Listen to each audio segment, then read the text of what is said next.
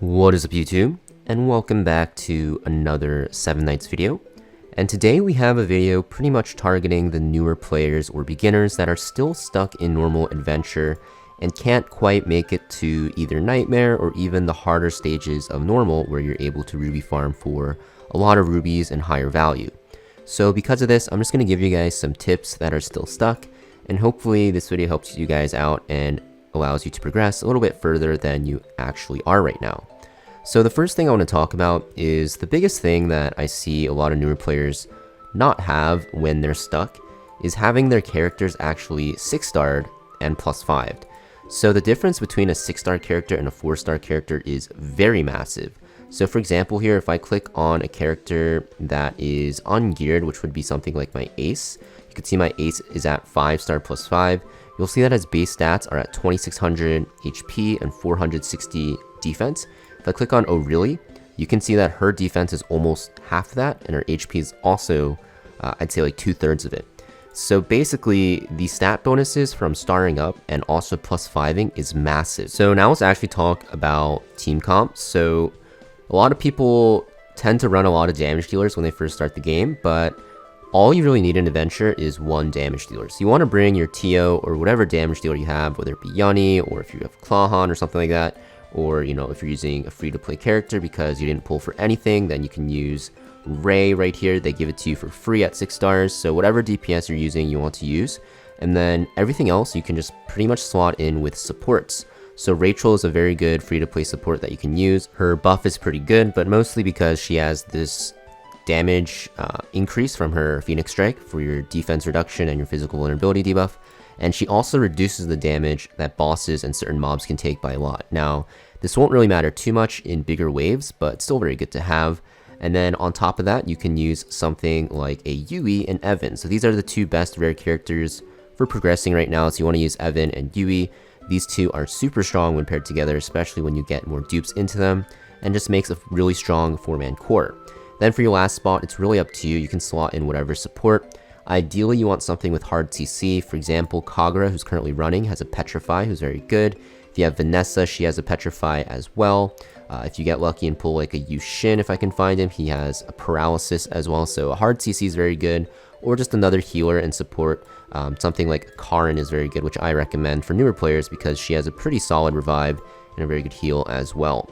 So you want to make sure your team comp is pretty good. On top of that, you want to make sure that the team you're using has gear slots unlocked. Now, in the early game, of course, this isn't actually possible because you have to farm for it, but you want to make sure at some point that you do unlock your DPS, whatever you're using, their gear slots. So characters in the game actually start with only 2 gear slots. You can see right here. The last one is for accessories, which you can't get early game. You have to wait till the late game. But the 2 gear slots, even though it does allow you to equip gear, you're going to see that gear actually has 4 set bonuses, so you really want to get to that 4 equipment slot character. And your DPS is by far the most important because he's the one or she's the one that's doing all the damage for you. And if you guys don't know how to do that, I have a ruby farming guide on my video. Basically, you have to ruby farm, and then you just end up using, what's it called? The 6-star fodder to actually unlock these gear slots as such. But you want to make sure your DPS has all of their gear slots unlocked for their set bonus. And then your supports that you have in the front line, you want to just make sure if they end up dying too quickly, you don't have to unlock all their gear slots, you can just unlock their armor. Now the reason for this is because the weapons, if you look at the very top here under the weapon's name, you can see it gives physical attack. Books will give magic attack for mages. You can see if I click on Yui, it's magic attack. But for armors here, they always give defense and HP.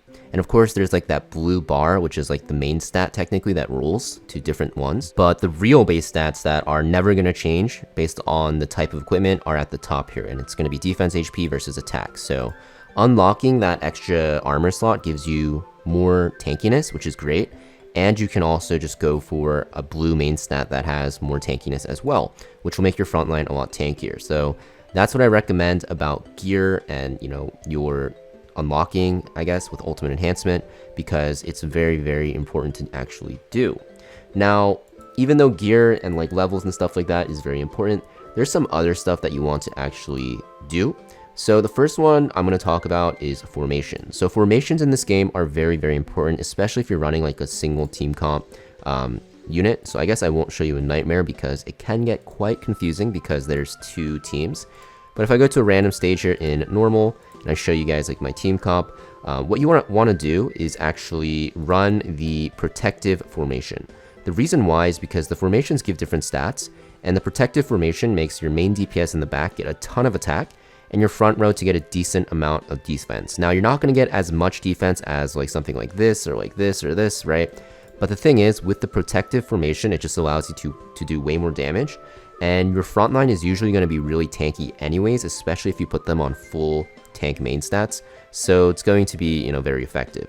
And whatever you put in the front line, just make sure that you have them on like HP percent, defense percent, block rate percent, damage reduction percent. In the early game, it doesn't really matter, just anything to make them tanky.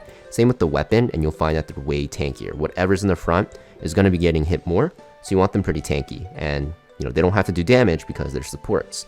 And then for your backline, of course, you just want as much damage as you can. Ideally, later on, you want to aim for 100% crit rate. So if I look at my Yunny here, if she was in the back like this, you would want her at 100% crit rate. But just know that you only really need damage in the early game of some sort. Attack percent is okay, crit rate's okay. Crit damage is kind of useless until you get like 70% crit rate or higher. So I wouldn't really worry about that. But just as much damage on your backline as you can. Now, another thing I would recommend though, while you're progressing through adventure with the formation, is just to make sure that when you're playing through, that you kind of just focus on using your defensive skills. Now, of course, killing stuff fast is very nice, but when you're using the 4-1 formation, which is like every formation, and you're progressing through adventure, the most important thing actually is to keep your team alive and to CC. Your TO or whatever damage dealer that's in the back, you can always use their damage later, but you really want to make sure you lock down enemies with your CC, your crowd control, or just make sure that you're getting healed or like shielded and topped up. And this is going to make it so that it's way more consistent and you don't just randomly die. And now the last thing I want to talk about is just, how you guys can actually get stronger, because a lot of people seem to feel like they hit a wall, but it's pretty easy actually to progress your account when you're in the early game. You basically just want to ping pong between adventure and raid. Now, I do have a lot of raid guides on my channel, but basically whenever you feel like, you have your equipment slots unlocked enough and you're just lacking good equipment and the, set bonuses because you just don't have drops, you want to go into the raids and then farm, whatever one you want. Now, in my opinion, the best one to farm is Ox King, because Assassin is really good on like every DPS for the most part, and then Block Set is very good for pretty much every single support. But it's really up to you. I think Ox King is the safest bet. Iron Devour is pretty decent, and Destroyer Gaze, probably not the best. But you just want to make sure that you fill out those gear slots that you unlock with the raid.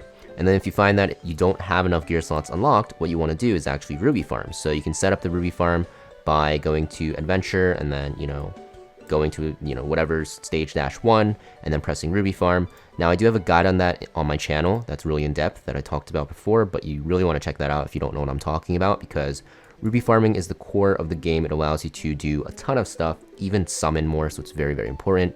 And if you see this like 5 out of 400 button here, usually when you're not running anything in the background, you'll see the Ruby farm button and you can get set up there.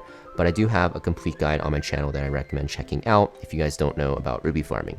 But yeah, pretty much it for this video though, guys. Thank you for watching. Make sure you guys hit that like and subscribe. Also, check out my Discord channel down below. My Discord server has a lot of friendly people that are willing to help you. They also have like a Discord guild that if you're interested in joining, if they have room, they can, make room for you. But, thank you for watching.